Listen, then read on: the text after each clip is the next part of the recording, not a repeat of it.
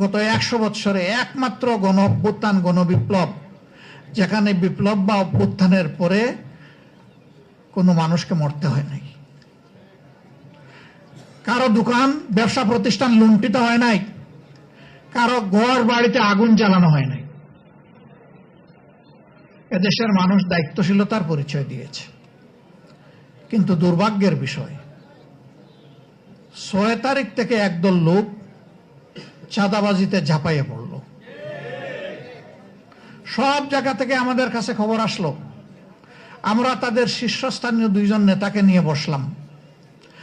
আমরা বললাম, শহীদদের রক্তের কসম, পঙ্গুদের পঙ্গুত্বের কসম, আল্লাহর দোহাই দিয়ে বলি, এদেরকে আপনারা থামান।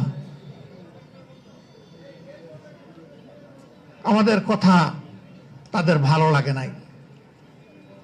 ভালো লাগবে কিভাবে? স্বয়ং শস্যার মধ্যে ভূত থাকলে ভূত কিভাবে তাড়াবেন? মাথা থেকে পায়ের পাতা সবাই যদি এই অপরাধে জড়ায় পড়ে, তাহলে অপরাধীদেরকে বিরত রাখবে কে? রাখার তো কেউ নাই। কার্যত এখনো সেই মহোৎসব চলছে। আমরা নির্বাচনের দাবি করলাম না।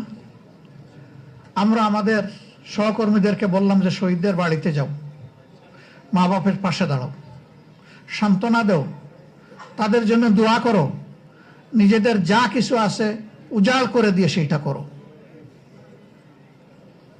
হাসপাতালে হাসপাতালে আমরা ছুটে বেড়ালাম। যারা কাতরাচ্ছে, এই যে একজন এখানে বলে গেলেন, তার মাথায় হাত দিয়ে জিজ্ঞেস করেছিলাম, তিনি এই কথাটা বলেন নাই, যে এইভাবে আহত হয়ে পড়ে আছেন, আপনি কি মানসিকভাবে দুঃখিত নাকি কি বলবেন আপনি? বললাম, আমি মোটেই দুঃখিত না, আমি সন্তুষ্ট।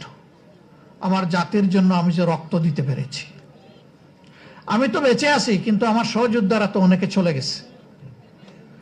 আমি জিজ্ঞেস করেছিলাম, আর একবার যদি জাতির প্রয়োজনে? বলছে, আরেকবার কেন, যতবার প্রয়োজন হবে ততবার বেরিয়ে আসবো। পা কাটা হয়ে গিয়েছে। ঢাকা মেডিকেলে জিজ্ঞেস করেছি, তুমি তো আর পারবে না জাতির জন্য লড়াই করতে। কেন পারবো না? আমার তো একটা পা এখন আল্লাহ রেখেছেন, ওই এক পায়ের উপর ভর করে প্রয়োজনে জাতির জন্য আবার লড়াই করব। তাদের বদৌলতে পাওয়া এই নতুন বাংলাদেশে আমরা যদি তাদের সাথে বেঈমানি করি, আল্লাহ কি আমাদেরকে ছেড়ে দেবেন?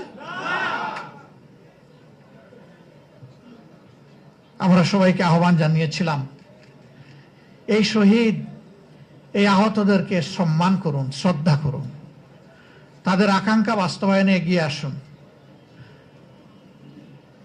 এখানে একজন দাঁড়িয়ে বলেছেন যে যারা নিহত হয়েছে, শহীদ হয়েছে, তাদের মধ্যে বেশিরভাগ প্রান্তিক জনগণ, এমনকি তারা ছাত্রও ছিল না। একটা সংখ্যা ছাত্র, বেশিরভাগ শ্রমিক। সেই শ্রমিকের কি কোনো কোটার দাবি ছিল? তার সরকারি চাকরির আশা ছিল? সে ওঠার জন্য যায় নাই, সে গিয়েছিল ফেসিবাদ মুক্ত একটা বাংলাদেশ দেখতে। আজকে সবই রয়ে গেল। সেই কোটা অত্যন্ত নিকৃষ্টভাবে এখন বাস্তবায়ন হচ্ছে। বিশ্ববিদ্যালয়ের বিশি, জেলা পরিষদের প্রশাসক, তারপরে ব্যাংক, বিমা, কর্পোরেশন, সরকারি, বেসরকারি, আধা সরকারি সেক্টর, সব জায়গায় এখন একদম নির্লজ্জ দলীয়করণ চলতেছে। এটাকে কোটা নয়?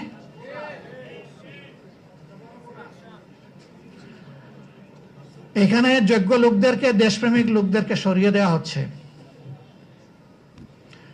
বাছাই করে করে অসৎ, দুর্নীতিপরায়ণ লোকদেরকে প্রধান প্রধান জায়গায় পদায়ন করা হচ্ছে, যেন একটা দুর্নীতির স্বর্গরাজ্য কায়েম করা যায়।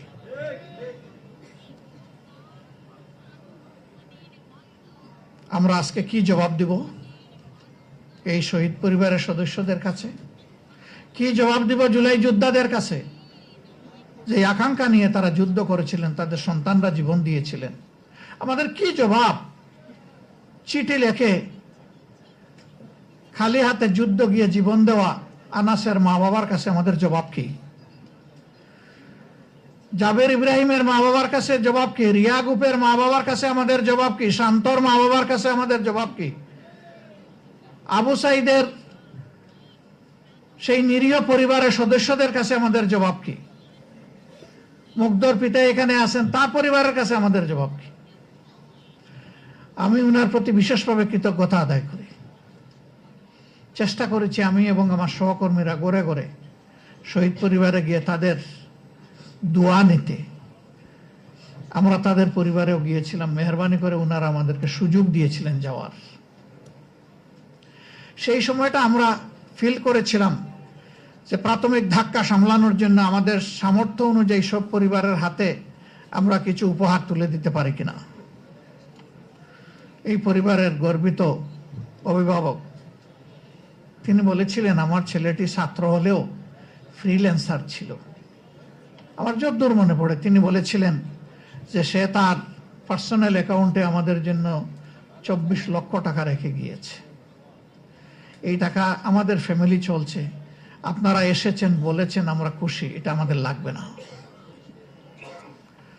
সবচেয়ে গরিব পরিবার থেকে এটা দিয়ে দিয়েন আপনারা। এখানে যারা জীবন দিয়েছে, যাদের সন্তান চলে গিয়েছে, সেদিন তাদের প্রতি আমার রেসপেক্টের মাত্রা অন্য উচ্চতায় চলে গেছিল। আমি বলেছিলাম তার নামে ভালো কিছু করেন, বলছে ওইটাও তো সে রেখে গেছে।